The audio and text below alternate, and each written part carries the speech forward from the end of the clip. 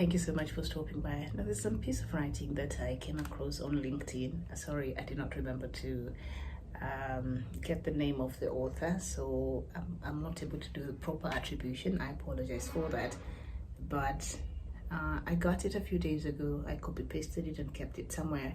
And I'd like for us to just see what this African is saying. So he says, it was a he, I think. Hong Kong, like most African countries, was colonized. Hong Kong, like most African countries, got her independence. That's just where the similarity with African countries ends. Unlike most African countries, Hong Kong does not dwell on blames of the West and complaints against religions. Unlike most African countries, Hong Kong has advanced and developed through science and technology. Dear Africans, we should sit up and stop all this passing the buck. Let's hold those in authority accountable to the poor state of countries of Africa. Let's stop supporting our tribal men who are in power even when they are grossly incompetent, lack capacity and integrity. Tribalism can only take us to abyss. Okay. Hong Kong was colonized, just like most of African countries. She got her independence, just like the rest of us did. But what he points out that is where the similarity between Hong Kong and African countries ends, because after that, Hong Kong started embarking on a journey to build itself as a country, as a people, build on its values as a country and as a people. And Hong Kong today, as much as we are at the same level when we were receiving our independence, remember the first country to get its independence in sub-Saharan Africa was Ghana in 1957. And then after that, there was intensified agitation for calls for independence. And so in the early 60s, so a good number of African countries getting their independence. And at that time, we were at par. So what is the difference? What is it that Hong Kong did that African states can't do to get us? Because I find this to be quite interesting. Every now and then you listen to our politicians, and Hong Kong has been a favorite reference, especially during campaign seasons. You hear, this is what I'm planning to do. I will transform country A, B, or C into Hong Kong, and you know, our country was at the same space power during this year, but now, many years later, Hong Kong is ahead and is doing well, and so that is what I intend to do. And then they come to power and it becomes other very long and short stories, and there's no sort of accountability at all, and they don't get to do the things that they promised to do. And then I came across another interview that President Paul KAGAME of Rwanda did with Al Jazeera. I just want us to look at just a bit of what President Paul KAGAME said. I think there is just total confusion from the beginning. I think colonialism never ended, really. It just changed forms. But I can't also blame others just for it. I think we need to take responsibility ourselves as Africans. Why do we accept such things to happen? Why do we have almost everything, and that works to benefit others more than we benefit from them? There are different ways of correcting that. Why don't we do that? So, I mean, sometimes you may complain or you may blame the exploiter, but even the exploited should be blamed. The problem lies, and therefore, there is a lot of work to do to make sure that we are there in the G20 to contribute, but also to benefit. Because Africa will always have something to offer if only it was conscious of that and figure out how best to offer what we have to in return for what we need from other people. Mm-hmm. So it's a zero sum. So this is what it looks like. Sounds like, because other people have influence, Africa doesn't have influence. So that means Africa is just there to be influenced by, and then, of course, the fights that go on over the continent, for very obviously for what the continent has. I think my take on that is it should challenge us African leaders and Africans generally.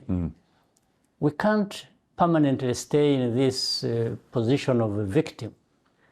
In the end, by the way, when those powers that have influence, whenever they want, they turn Africa into perpetrators.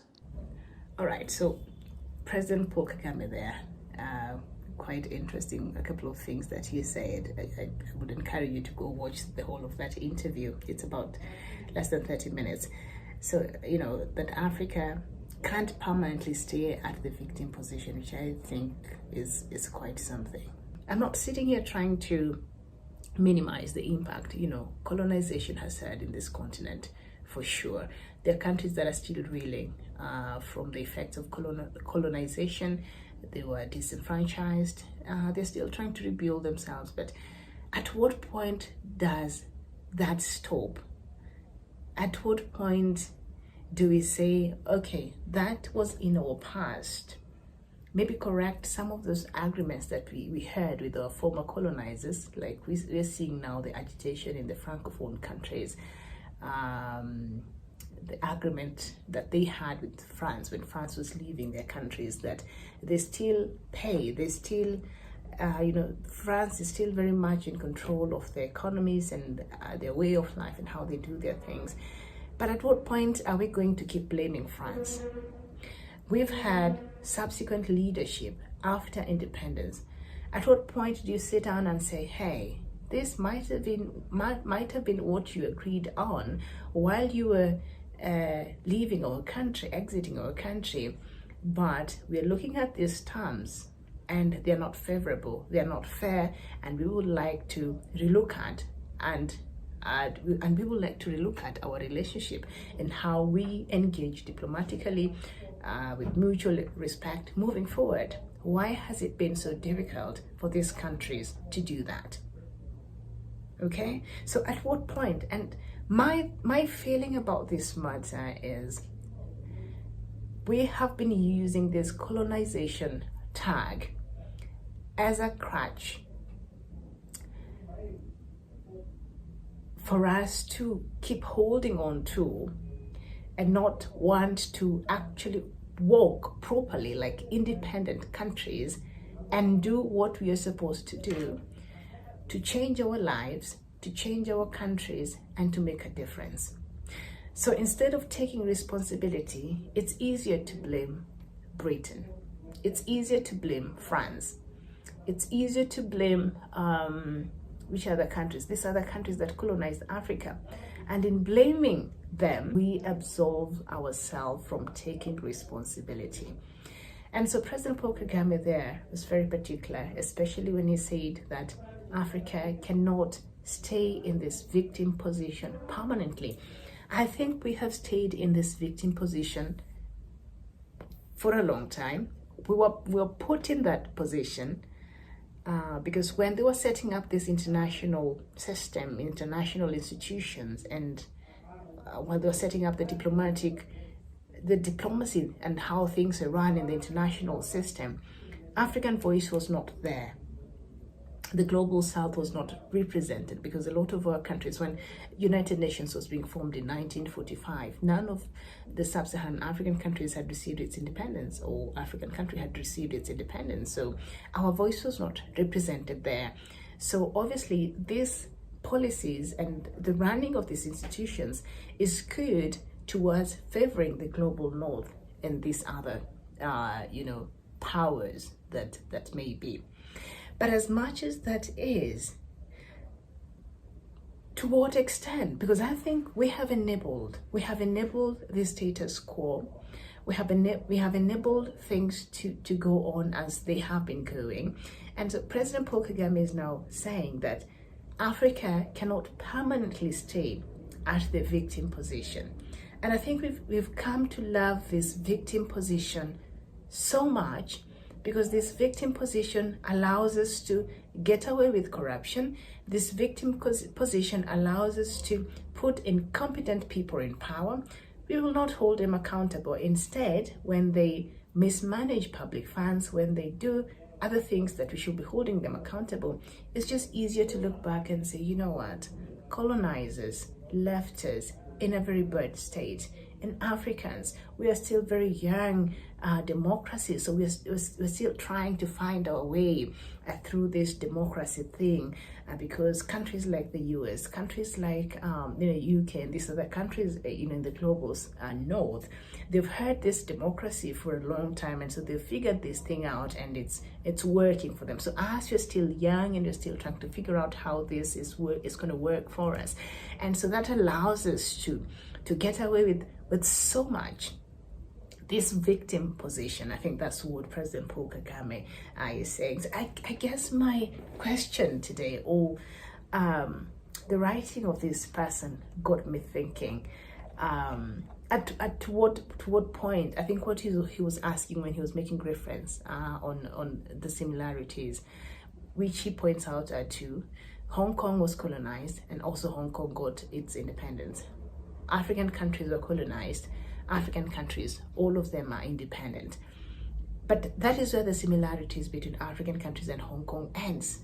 Hong Kong took her matters into her hands, had proper leadership that has transformed Hong Kong and made it to be the powerhouse that it is today as a continent. So I think this could be a good challenge for us. I know we have a long way to go, and maybe I'm being too optimistic at this point. But for us to truly evolve and become better as a people, as a continent, then it has to come to a point where we say enough is enough. Okay, this happened. Now let's put a stop and see, how do we now move forward as a people and as a country and as a continent? How do we start rebuilding? What values do we embrace? Because obviously now what we've been embracing is, I don't even know if you have a value system in this continent, I don't know, but it has not been working for us. So maybe it is about time we looked at how we run our affairs, the people that we trust in these positions to run our affairs, and the kind of value system that we operate based upon. If we truly were to move forward in terms of development, in terms of changing our societies, then we must change. To piggyback on President Paul Kagame's words, Africa cannot permanently stay at this victim position. We must evolve and realize that we do have something to offer, but for us to offer that in the international system, then we must fix what is wrong in our different countries. And so, yeah.